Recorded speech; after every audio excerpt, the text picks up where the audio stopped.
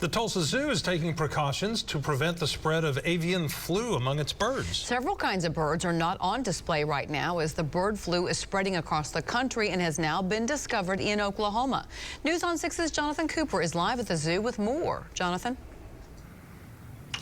Craig and Lori, there are no confirmed cases of avian flu here at the Tulsa Zoo, but staff here are still taking a lot of precautions. Now, this all comes after Oklahoma reported the first confirmed case of bird flu in the state in a wild duck that was found in Payne County last week.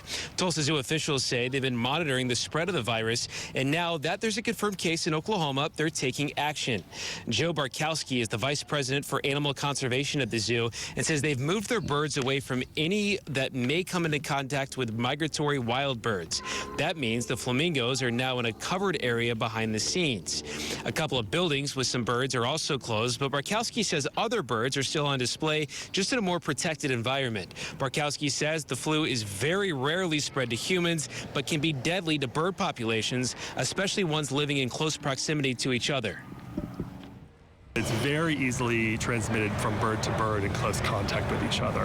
So if you have a lot of poultry in one place, the concern is that it could cross very quickly through the whole flock, or again, in a flock of flamingos, it would be the same concern. Now, the Tulsa Zoo is still open their normal hours, and they encourage people to come out and see all of the other animals that are on full display. Reporting live in Tulsa tonight, Jonathan Cooper, Oklahoma's Own News on 6.